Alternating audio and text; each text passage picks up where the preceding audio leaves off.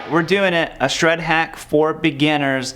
It is going to combine two of my favorite things that you're probably going to use forever in your playing. Open strings, octaves, and it just sounds so cool. And it's an easy way to kind of get a little bit of speed under your fingers in the beginning, because a lot of people do just kind of want to shred. And before we dive into the lesson, do me a favor, hit the subscribe button, and let's play some guitar. So, we're going to dive on into this one. Now, what we're going to do here is focus on a couple different things. We're going to be using hammer-ons and pull-offs, and octaves, and open strings. And what's really cool about open strings, and this is stuff I got from guys like Eddie Van Halen, all that, is that it gives you this really wide, what's called an interval between your notes. So if, instead of going like this, you just think about how far away those notes are. Your open string is back here, and you're pulling off to this 5th fret. Sounds much wider and larger than that, doesn't it? So open strings really add a lot of just depth and variety to your playing. So we're going to be doing this. And it's, like I said, I like it because it can be as shreddy as you want to, but it can also be melodic. It kind of covers both grounds. And of course you're going to descend. And this would be out of like your A mixolydian mode, if you wanted to think of it in a modal kind of concept. But what we're doing here is we're just using open strings on all of our strings. The reason why I chose key of A is the open strings work here. You can do this with any key. Brad Paisley does this a lot. It doesn't matter what key he's in, he'll use open string, all over the place.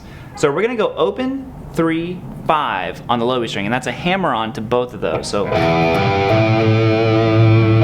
then you go to the A string and it's open 4, 5. Now, if you get that down, you pretty much have the whole thing down.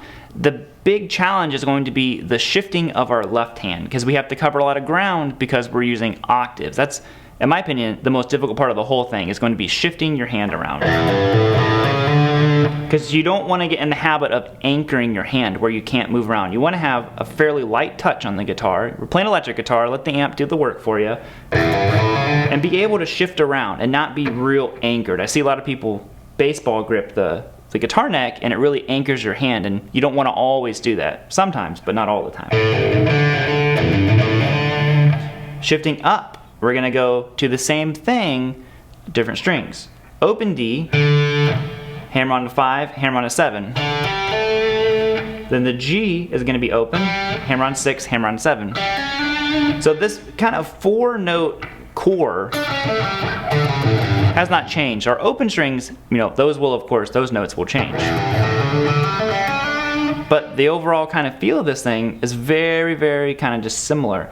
Now I'm using these two fingers, my pointer finger and my index finger. I'm sorry, my pointer finger and my middle finger. You could use your ring finger if you want.